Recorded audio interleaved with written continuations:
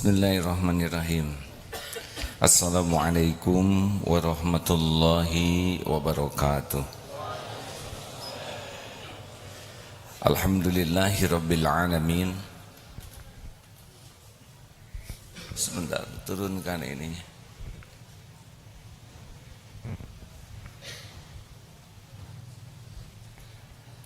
Alhamdulillahi rabbil alamin.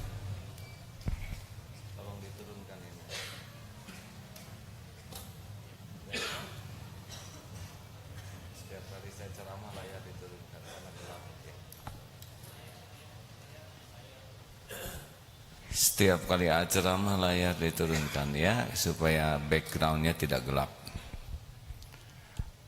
Alhamdulillah, alhamdulillahi rabbil alamin.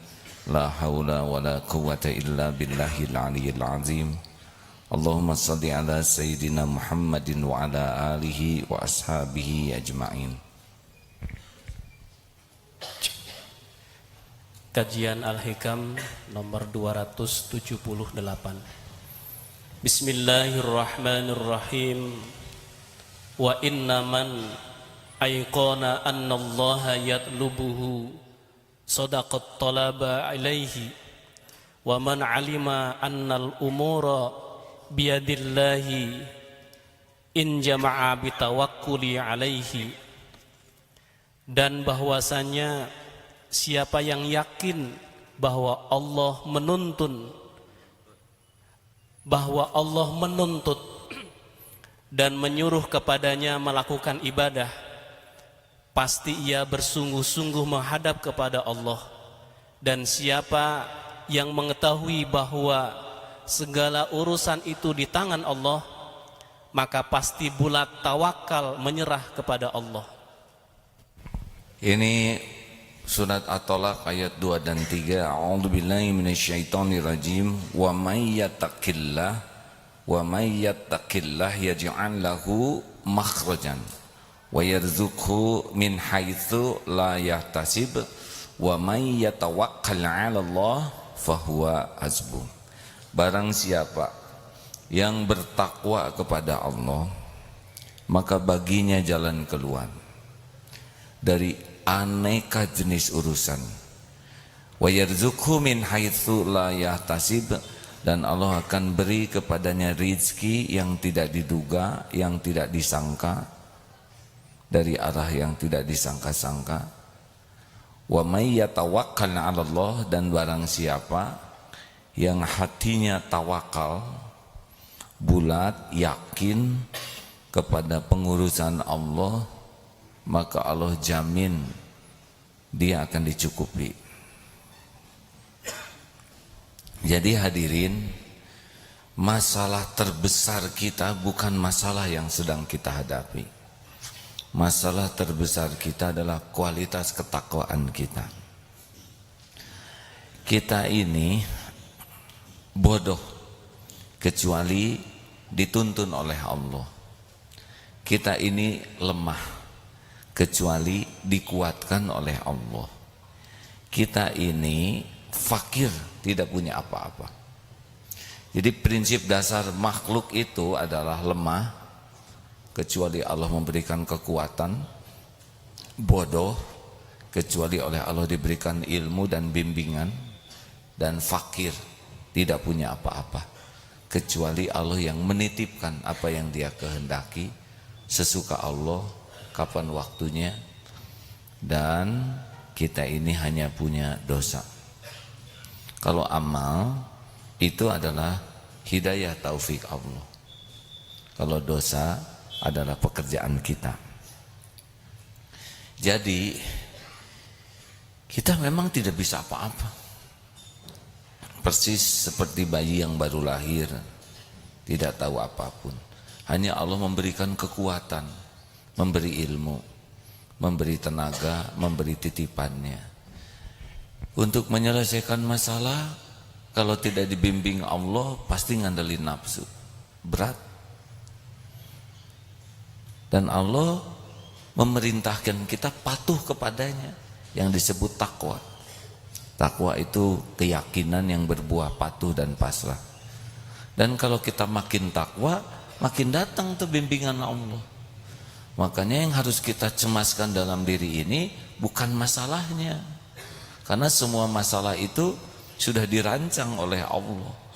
Yang kita cemaskan, kita kurang yakin ke Allah, kurang patuh, kurang pasrah. Kalau orang-orangnya sudah yakin, patuh, pasrah, Allah suka, ya sudah, urusan itu dibereskan. Apakah dibereskan kita tidak ikhtiar?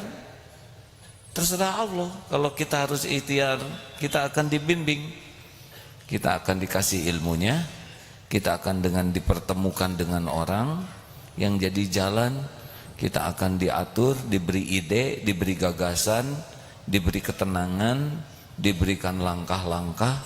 Kalau mau bicara dituntun bicaranya, kalau mau mikir dituntun pikirannya. Emang dipikir kita ini pinter? Enggak, ya. Kita bahkan tidak mengerti otak kita seperti apa. Betul? Tidak ada yang jago. Yang jago-jago tuh karena Allah saja lagi melindungi. Walaupun ribuan kali terjun, kalau waktunya Allah bikin mati, ya mati saja. Gak ada jago. Walaupun berkuda segitu jagonya, kalau Allah mau bikin jatuh, ya tinggal jatuhin saja. Jadi sebetulnya tidak ada jago, tidak ada ahli. Yang ada tuh ya cuman karunia Allah saja. Makanya kalau kita taat dan Allah mau ngasih jalan keluar, terserah Allah. Mungkin dimasukkan idenya ke kita, kepikir dari tafakur. Mungkin kita dipertemukan dengan orang yang lebih pintar dalam hal ini, sehingga memberikan masukan. Mungkin kita akan dibantu oleh orang-orang yang lebih kuat, yang lebih mengerti, nanti ketemu dengan solusinya. Makanya hadirin, jangan risau dengan masalah yang ada, risaulah kedekatan kita ke Allah. Nah sekarang tentang keperluan kita, ya kita tuh nggak ngerti keperluan kita apa. Coba kita perlu, coba jelaskan. Ini kan pada punya mata ya. Adek, maaf sini sebentar. Tolong jelaskan keperluan untuk menumbuhkan rambut. Pakai sampo, terus pakai vitamin. Iya. Gitu ya. Jadi untuk menumbuhkan rambut tuh pakai sampo dan pakai vitamin gitu. Oh ya, ya. Terima kasih ya. Banyak yang belum punya sampo dan belum punya vitamin, rambutan juga. Coba sini, Adek yang mau diwisuda. Adek kan punya air mata. Tolong jelaskan komposisi air mata serta jumlahnya, serta bagaimana supaya air mata ini ngepas ya, nggak kurang, nggak kebanyakan. Nggak tahu. Sudah berapa lama punya mata? 23 tahun. Tidak tahu kan kita ya. Dek sini ini saya lihat ini lebih jelas lagi. Tolong bagaimana untuk menumbuhkan gigi ya, supaya tidak kepanjangan dan jumlahnya tidak kebanyakan. Gak bisa kepikir. Tidak kepikir. Kenapa semuanya memanjang, giginya enggak? Panjang terus ya kan. Bayangkan tidak? Tubuh membesar, gigi memanjang tuh sampai penuh. Satu lagi sini deh. Ini sudah ada lama nih. Gimana supaya air ludah komposisinya apa saja supaya nggak kebanyakan? Belum ada ilmunya. Tidak ada. Kenapa kita nggak kebanyakan air ludahnya? Coba kalau kebanyakan 2 liter sehari ya, tidak ada wibawa. Di sini harus bawa ember kecilan. Coba kebayang tidak presiden bawa taplak di sini? Nyaris kita tidak tahu apa-apa tentang tubuh ini, benar? Tapi beres tidak urusan tubuh ini? Jawab, beres tidak? Beres nih. Masya Allah. Mata kedip tidak usah dihitung berapa kedipan sehari. Waduh, Masya Allah, Masya Allah. Bandingkan kerumitan tubuh kita dengan kerumitan masalah kita. Rumit mana? Darul Tauhid ini kurang lebih 3.500. harus bangun gaji, nggak ada apa-apanya dibanding rumitnya tubuh ini. Maka saya tidak cemas dengan persoalan yang ada di Darut Tauhid ini, tentang biaya, tentang gaji, biaya pembangunan, sistem, enggak ada. Yang saya cemaskan kita kurang takwa, kurang tawakal, itu saja. Saya dititipin anak 11, nggak cemas tentang rezekinya, sama sekali tidak cemas. Karena saya tahu setiap anak ada rezekinya. Yang dicemaskan ini anak-anak bertakwa enggak, tawakal tidak ke Allah. Karena itu yang akan membuat urusan dia jadi beres dan berkah dan dia dicukupi. Bagaimana kita mau mencukupi tubuh ini? Tahu juga enggak keperluannya? Nih sini. Pokoknya yang dekat-dekat. Sebutkan komposisi rambut supaya tumbuh kuat lalu tidak gampang copot. Tidak tahu. Udah tahu jawabannya, jangan niru yang itu, harus jawab. Enggak tahu. Enggak tahu. Kenapa kita rambutan? Ya, yang ke atas dengan yang ke dalam itu nikmat. Yang keluar dari kulit itu nikmat. Yang di dalam kulit akarnya itu nikmat. Sekarang ada yang di dalam aja, nggak ada yang keluar, judulnya gundul. Sekarang ada yang di luar aja, nggak ada akarnya, apa namanya? Botak. Saudara tahu kekuatan rambut ini dahsyat karena struktur rambut ini berpilin-pilin begitu. Siapa yang bikin ini? Apa kita makan sari rambut, sari arang supaya hitam? Kenapa? Nih Bapak yang beruban, bagaimana cara menumbuhkan uban, Pak? Ya uban pengen hitam keluar putih ya. Ini benar-benar luar biasa. Coba kenapa akhwat tidak berjanggut? Karena kurang bagus dari kerudung ngejendol. Sayang kita mah kebanyakan mikirnya yang nggak perlu dipikir. Harusnya pikiran kita fokus tingkat ketakwaan. Takwa itu apa sih? Takwa itu hati yang yakin, yang berbuah patuh dan pasrah. Jadi orang makin takwa itu makin yakin dan hasilnya kepatuhan kepada perintah dan juga kepasrahan kepada jaminan Allah. Dan Allah Subhanahu wa taala tahu tingkat ketawakalan kita. Kalau kita makin tawakal, udah urusan kita fahuwa hasbu, diurus. Kita akan dipertemukan dengan ini, rezeki kita akan diatur, semuanya ada yang ngeberesin. Kita ikhtiar. Tapi mirip cecak lah, ya. Cecak makanannya nyamuk. Nyamuk punya sayap. Cecak tidak punya sayap. Coba, mana yang lebih hebat? Cecak mencari nyamuk, nyamuk mencari cecak. Jawab. Bayangkan kalau cecak harus nyari nyamuk. Kemana? Dia nggak tahu ada selokan di sana. Betul? Baru juga turun, kesedot pakai vacuum cleaner. Nggak makan. Dia berjuang di tangga itu keinjak gepeng. Mau nyebrang kelindes mobil.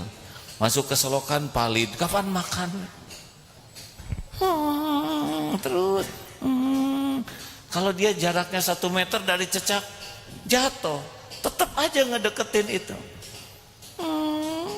Dan apa keperluan nyamuk sama cecak? Bukan makanan dia, betul? Nyamuk kan, cecak kan gak ada darah yang buat disedot nyamuk. Tapi kenapa dia ngedeketin cecak sampai ada dalam jangkauan lidahnya? Karena rezekinya harus ngedeketin. Jelas hadirin, ikan paus itu 4 ton makanannya sehari. Coba kalau bibirnya kecil seperti apa tuh ikan duyung, bisa kram ini ya.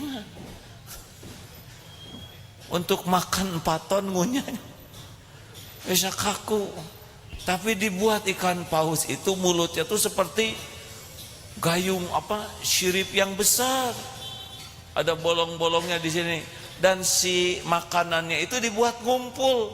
Coba kalau ikan paus makanannya satu-satu bisa kram mulut. Ya. Dibuat ngumpul makanannya. Kenapa makanannya ngumpul? Karena makanan ikan paus punya makanan plankton. Nah, plankton itu makanannya dari EO, BAB dan BA pipisnya ikan paus. Jadi muter. Ikan paus mengeluarkan itunya, outputnya itu dimakan oleh ikan-ikan kecil yang makan plankton. Udah ngumpul dimakan lagi. Jadi sebetulnya ikan paus makan ikan kecil. Jadi kalau lihat-lihat yang gini tuh ya jangan hanya lihat tapi tafakuri bagaimana kebesaran Allah. Jerapah coba. Jerapah tuh kepalanya di atas hadirin. Apa coba yang lebih hebat dari jerapah dari kita? Jantungnya. Karena jantung jerapah tuh berlipat-lipat kekuatannya dibanding jantung kita. Jantung kita di sini ngangkat paling segini nih. Darah kan harus ditekan naik ke atas. Coba saudara niup selang. Kalau deket, gimana kalau selangnya di atas? Yang gede apa? Ini ya kan. Air nggak naik, ini yang melebar. Jadi otot jantungnya jerapah harus mompa ke kepala ke atas. Sebab kalau nggak dipompa, nggak ada getihnya itu di atas. Jerapah super blow on karena otaknya nggak ada darahnya. Siapa yang bisa melakukan itu kan? Ini hadirin yang paling penting dalam hidup tuh bukan masalah cari uang. Itu mah cemen ya. Gimana menemukan Allah Subhanahu wa taala dalam segala hal. Sehingga berbuah kita tuh tahu kita ini ciptaan Allah, segalanya ciptaan Allah, segalanya milik Allah, dan kita tinggal patuh saja kepada Allah. Kita ngaco saja diurus oleh Allah, benar? Di rahim ibu, apa sih kita ini? Hanya makhluk kecil di tempat tersembunyi, beres tidak rezeki kita? Tolong jawab hadirin, jangan bikin saya jengkel ya. Waktu kita janin di rahim ibu, rezeki ada? Cukup? Beres tidak keperluan kita? 9 bulan ada di sana tanpa mikir, tanpa ikhtiar, ketemu tidak? Beres. Syariatnya ibu, jengkol, dorok-dok, beteuy, perkedel, cireng. Gak mungkin jadi bayi dari input kayak gitu ya. Coba cireng diemplek-emplek, mustahil. Jengkol coba. Gimana kalau dia utuh dan nempel tersisa di sini? Diramu, masuk ke plasenta, yang ke kita cocok dengan keperluan janin. Nggak kelebihan tuh, Masya Allah. Dan ibu nggak tahu lagi janinnya seperti apa. Yang ibu tahu mah karedok leunca. Dari segi nama aja makanan itu mengkhawatirkan. Apalagi lagi ngidam tuh pedas. Coba kalau nggak disortir dan nyampe ke kita cabenya, matang tuh janin, benar? Beres, terstruktur, terbangun kita nih. Nih ngebangun masjid ini udah ada insinyur, ada teknik sipil, ada ahli kelistrikan, ada tukang tembok, tukang ngecat, ada semacam-macam. Lah janin tukang apa di dalam? Tapi terbangunnya terstruktur tuh detik demi detik. Mana dulu yang harus jadi? Coba kalau yang jadi kaki dulu ya. Terus baru hidung, baru jantung di atas jempol. Kayak apa bentuknya? Gimana menumbuhkan rambut di janin? Apa ibu makan sari ijuk gitu? Ngemut ijuk supaya rambutan? Beres. Dah bapak mah apalagi nggak tahu apa-apa ya. Brol ke dunia. Siapa yang ngajarin? Nangis, ha? Air susu langsung ada di ibu. Ibunya tidak mengeluarkan air susu, sapi mengeluarkan. Coba itu, mana yang ngedeketin? Bayi ngedeketin sapi, sapi ngedeketin bayi. Pak, jawab. Hah? Bapak udah tahu jawabannya, kenapa ngomong? Harusnya pura-pura nggak tahu. Harus ngebahagiain saya, Pak. Susu sapi, tapi kenapa Bapak tidak mirip sapi? Harusnya kan anak-anak yang dibesarkan dengan susu sapi itu misalnya ada ekor lah dikit ya, kenang-kenangan, atau tangisannya agak seperti induknya. Modifikasi enggak tuh. Jadi sekarang mengerti ya Pak, kenapa manusia tidak boleh menikah dengan sapi? Kenapa coba? Karena saudara sepersusuan? Bukan, karena beda jenis.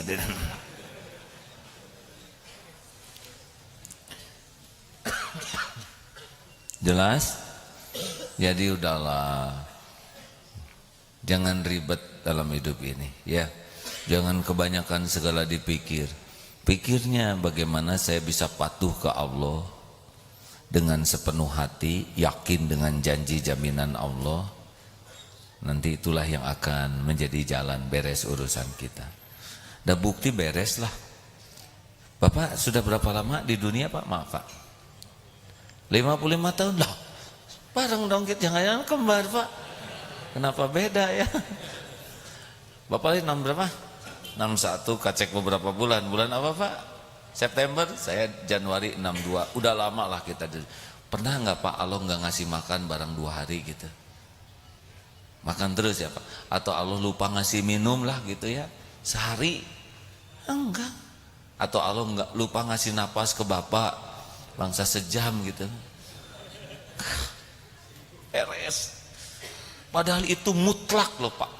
Atau jantung Bapak misalkan dicepetin oleh Allah gitu kan, nggak ada tuh, tetap jantungnya ngepas ya, tanpa kita tahu ngatur ritme jantung. Atau mungkin Bapak pernah air ludahnya kebanyakan, air mata kebanyakan, cirumbai, enggak.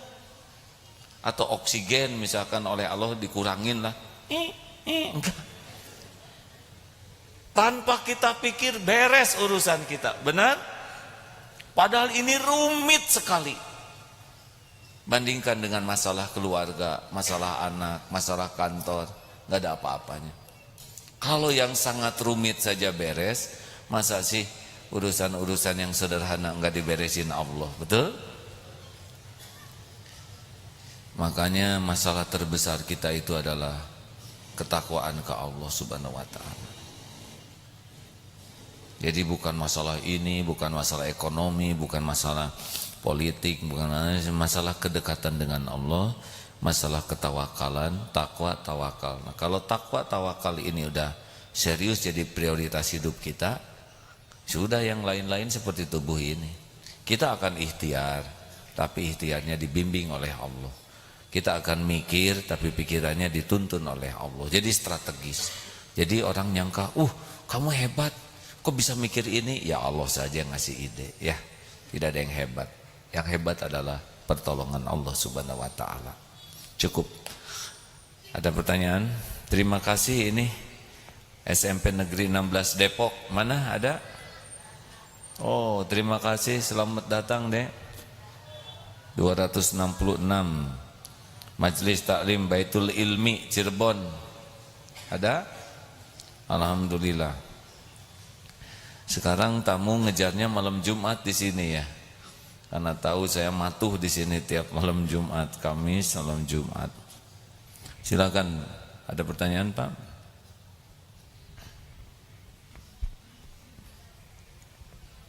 Bismillah. Assalamualaikum warahmatullahi wabarakatuh. Izin bertanya. Silakan. Di suatu masjid ada imam yang bacaannya saya rasa sangat cepat, bahkan seringkali saya tertinggal bacaan di setiap rukunya. Yang saya tanyakan, sebaiknya solusi seperti apa yang harus saya lakukan? Apakah menegurnya secara baik-baik ataukah berbicara kepada tokoh di sana untuk memberitahukan? Baik.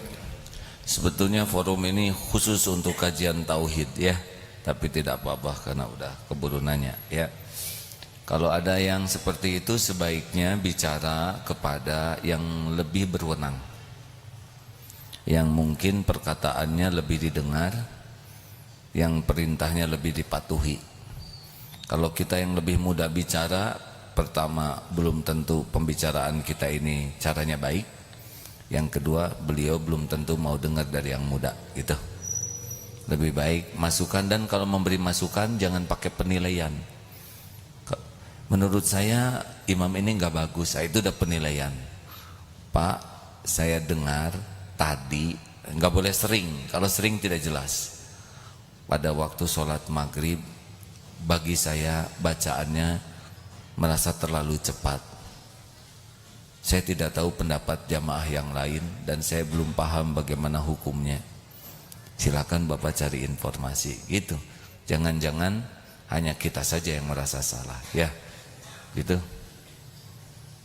Ya. Jadi kalau mau mengatakan sesuatu harus bal, benar, akurat, lengkap. Salah satu tidak bal adalah sering. Imam itu sering melakukan kesalahan. Orang itu banyak sekali. Nah, banyak, sering ini tidak jelas. Tuh banyak orang yang kecewa tuh datang ke sana, nanti tanya, berapa juta? Oh, enggak ada jutaan. Berapa ribu? Enggak juga. Berapa ratus? Adalah berapa? Ada 50 orang? Enggak. Berapa orang? Ya ada 2. Kan gimana 2 jadi banyak? Pertanyaan tentang kajian kita ada? Jadi fokusnya adalah hidup ini adalah apa yang Allah perintahkan, itu fokus kita. Dan jauhi apa yang Allah larang. Mikrofon harus dekat, ya. Tanpa mikrofon kurang tersimak suaranya. Ini dulu. Bismillahirrahmanirrahim. Assalamualaikum warahmatullahi wabarakatuh. Saya ingin bertanya, tadi saya di materi mendapatkan penjelasan bahwa kita itu kalau sholat harus merasakan disolatkan gitu. Nah, mungkin berarti maksudnya disolatkan dan juga hidup ini digerakkan oleh Allah itu seperti apa gitu. Jadi tadi di sholat itu kita itu harus bisa merasa bahwa diri ini disolatkan gitu. Nah, itu maksudnya gimana? Saya juga kurang tahu. Ya, itu tanya ke beliau. Gini ya, untuk khusyuk ini beragam tekniknya. Karena tiap orang punya beragam latar belakang. Tapi yang jelas, sholat khusyuk ini kata kuncinya adalah penting. Kita akan khusyuk dalam situasi penting, pasti itu. Kita kurang fokus tuh kalau kurang penting. Jadi yang pertama ini, orang baru bisa khusyuk dalam sholat ketika yakin sholat itu merupakan momen penting. Penting itu menentukan. Coba lihat orang yang mendapatkan vonis, serius, atau menjelang ijab kabul. Ada nggak yang main-main gitu, ngagoler di masjid mau ijab kabul? Mustahil. Saya nikahkan saudara Fulan dengan putri kandung saya dengan mas kawin 1 kuintal emas dibayar tunai. Siap. Nah, pasti dia fokusnya sama komandan yang ini ijab kabul Pak ulang. Kan ada yang begitu tuh saya lihat di YouTube. Siap katanya. Salah Pak, dasar tentara yang harusnya terima saya nikah. Siap-siap naon ya. Enggak sah ijab kabul begitu. Fokus. Benar? Pernah lihat enggak pemanah yang enggak fokus? Pasti tetangga yang ngejerit. Pertandingan makin penting makin fokus, betul? Pernah ada yang penaltinya nggak fokus? Pasti fokus dengan tekniknya. Jadi pertama kali orang sholat khusyuk tuh dia merasa enggak ini pertemuan penting tidak. Nah, sesuatu dianggap penting kalau kita bertemu dengan yang menentukan, pasti penting itu. Nah, sedangkan Allah yang menentukan segalanya. Wasta'inu bisabri wassalah. Ketika kita sadar Allah yang maha menentukan dan sholat tempat jalannya keputusan itu sholat menjadi penting. Coba yang melamar ke Darut Tauhid atau yang pinjam uang, nggak ada tuh yang pinjam uang sambil main-main. Saya mah ayah sok, saya tenan naon dah kemawelah lima. Nggak ada, datang bawa fakta. Ini hutang saya. ini aset yang saya miliki, kalau boleh saya pinjam. Khusyuk. Ya kalau nggak khusyuk nggak dipinjemin ya. Jelas hadirin? Jadi kata kunci khusyuk yang pertama, merasa pentingkah sholat itu. Kata kunci yang kedua, paham atau tidak. Silahkan baca puisi dalam bahasa Rusia yang tidak dipahami, dijamin tuh nggak khusyuk ya. Kurumuy kerebek tong. Selain yang ngomongnya juga jadi lucu, yang dengar padahal yang dibaca sedih. Nah, penyebab kedua kita nggak khusyuk, sudah nggak ngerti bacaan sholatnya. Bayangkan, ihdinas siratal mustaqim, tunjukkan kami kepada jalan yang lurus. Itu kan kata-kata penting. Siratal ladzina an'amta 'alaihim, minta jalan orang-orang yang diberi nikmat, bukan jalan orang-orang yang dimurkai, bukan jalan orang yang sesat. Coba orang yang minta petunjuk jalan, Pak, boleh tolong tunjukkan jalan saya ke rumah itu, Pak. Jalan orang yang bahagia, bukan jalan orang-orang yang dipukuli, Pak. Bukan jalan-jalan orang yang masuk jurang. Bisakah Pak bantu? Itu pasti khusyuk kalau dia sadar apa yang dia omongin. Benar? Sekarang nanya pakai bahasa mana gitu yang kita sendiri, bahasa suku pigmi gitu. Enggak bisa. Jadi masalah kedua adalah satu, tingkat kepentingannya. Kalau udah merasa sholat ini penting, dia serius. Yang kedua, kepahamannya. Kalau dia memahami, menikmati. Dan yang ketiga, ini masalah teknis tumanina. Kalau orang sudah bulat tumanina, setiap gerakan, setiap bacaan itu hadir. Saya belum merasakan tuh disolatkan oleh Allah tuh, enggak. Kalau saya sholat, saya merasa aja Allah sedang memperhatikan saya. Allah menentukan saya sesudah sholat ini. Jadi sekuat tenaga dijaga. Gerakan, bacaan, hadir. Mulut berucap, hati hadir. Ya seperti sekarang aja begini. Saya yakin saudara mendengar dan direkam lagi. Sekuat tenaga, hadirlah tiap kata-kata. Jangan ada yang sia-sia. Terakhir, ya.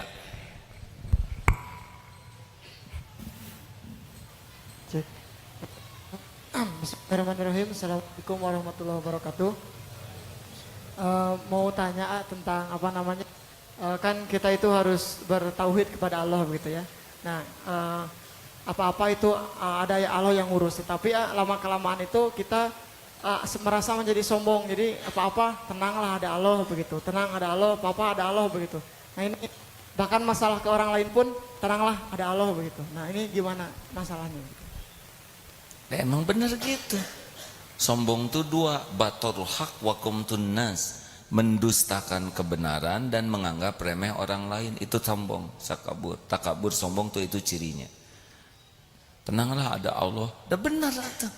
Tinggal dia jadi patuh enggak ke Allahnya, jadi jauh dari maksiat enggak, jadi limaat enggak.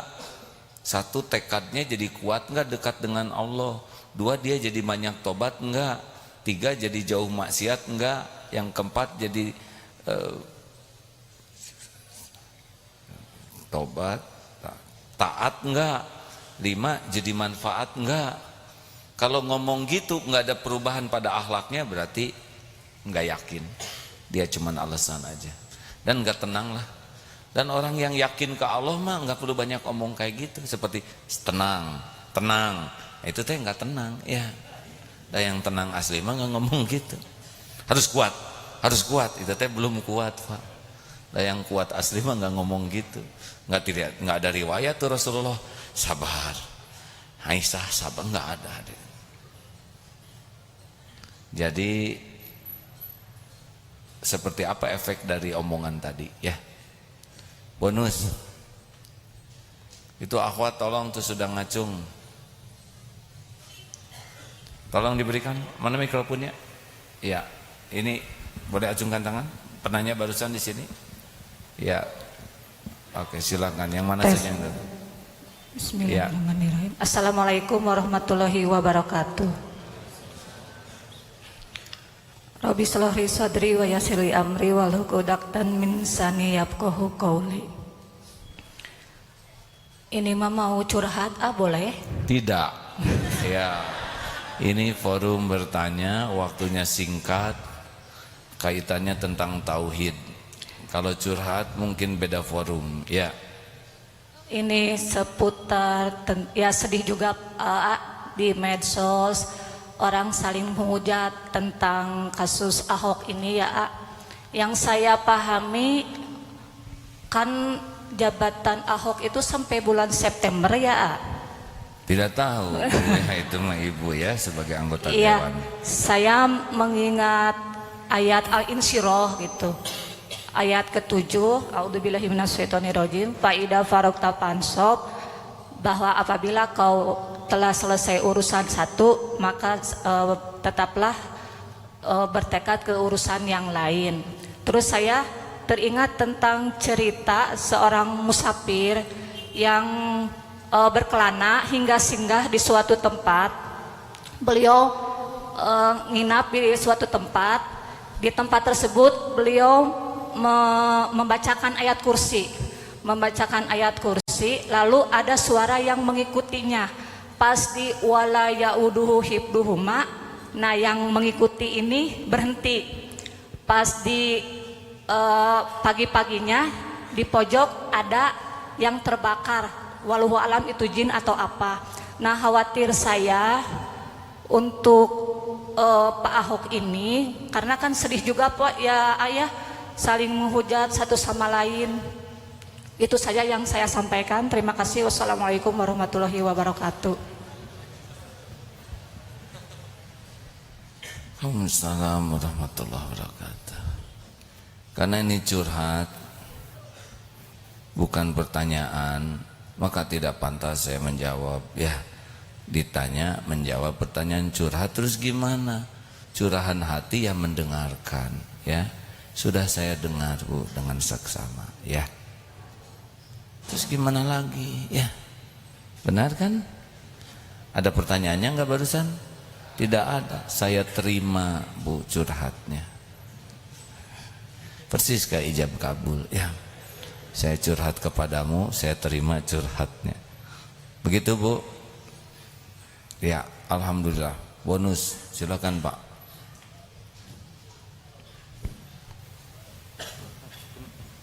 Tentang Pak Ahok. Pak Ahok itu ciptaan Allah, spesial untuk Indonesia. Umat Islam banyak hikmahnya.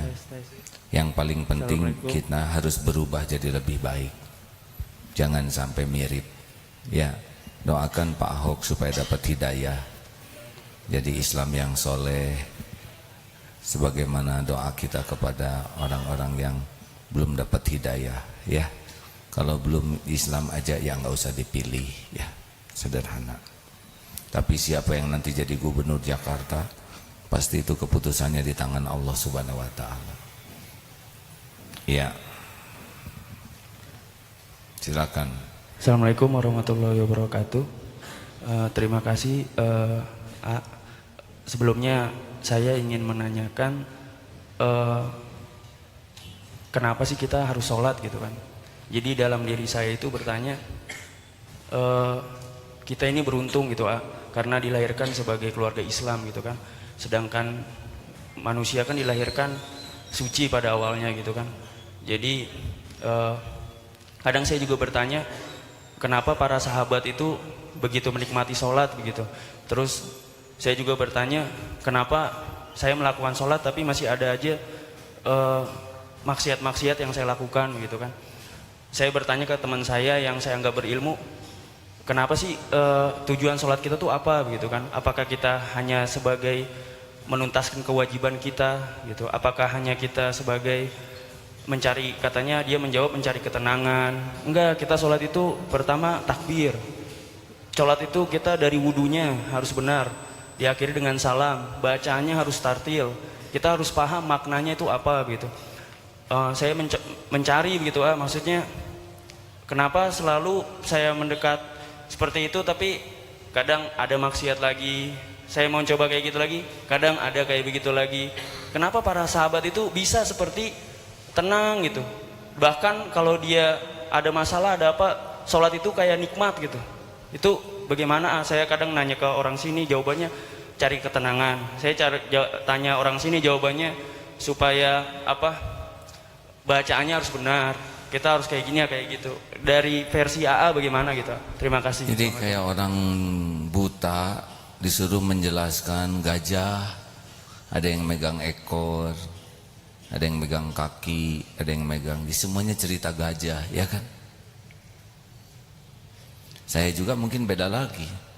Kalau saya yang tadi itu, bagi saya sholat itu momen sangat penting, karena saya ini makhluk berlumut dosa.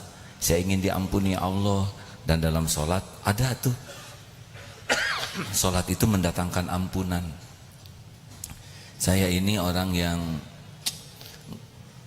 susah untuk patuh ke Allah. Saya membutuhkan rahmat Allah supaya saya bisa ditolong jadi orang baik.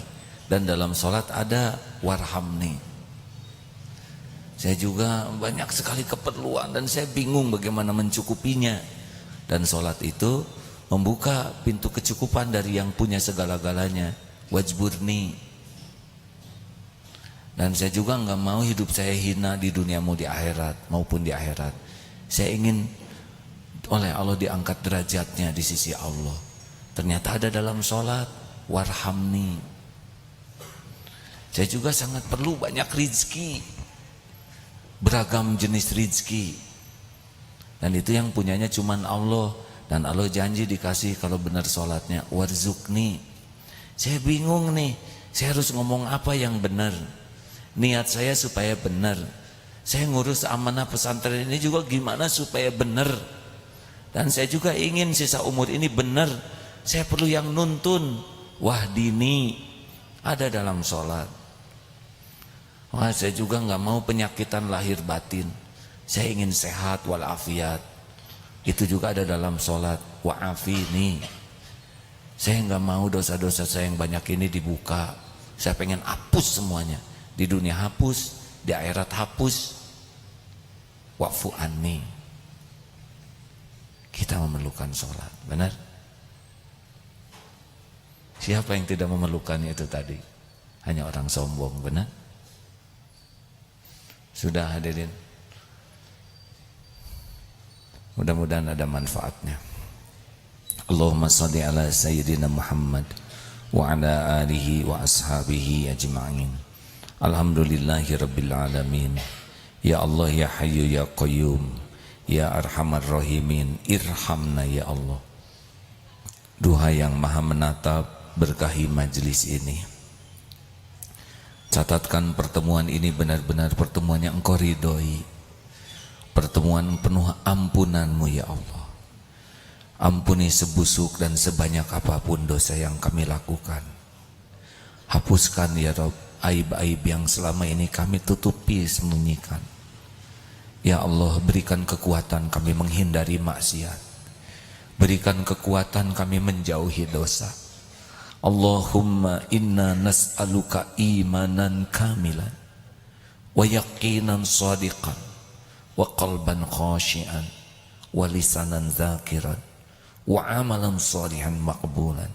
Allahumma inna nas'aluka taubatan nasuha wa taubatan qoblal maut wa rahmatan indal maut wa magfiratan ba'dal maut. Allahumma hawin alaina fi sakaratil maut. Allahumma inna nas'aluka husnal khatimah wa na'udzubika min su'il khatimah. Allahumma inna nas'aluka ridhaka wal jannah wa na'udzubika min sakhatika wan nar. Allahumma ighfir lana wa li walidina warhamhum kama rabbawna shighara. Rabbana Allahumma ighfir lil mu'minina wal mu'minat wal muslimina wal muslimat al ahya'i minhum wal amwat. Rabbana atina min ladunka rahmah wa hayyi lana min amrina rasyada. Berkahi majlis ini ya Allah. Catatkan siapapun yang hadir ahlul taqwa, ahlul tawakal, ahlul istiqamah, ahlul jannah. Amin ya rabbal alamin.